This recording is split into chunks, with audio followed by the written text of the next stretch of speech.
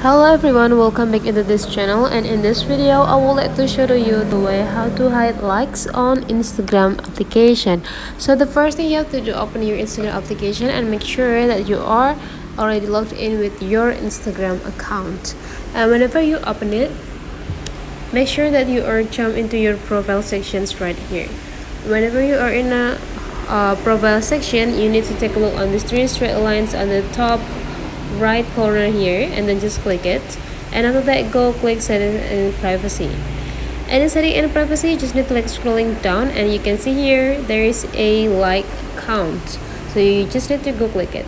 To hide like, you just need to go click this part to activate these features on your Instagram account, and whenever it's activated, so the like will be hidden from on your account that you logged in with.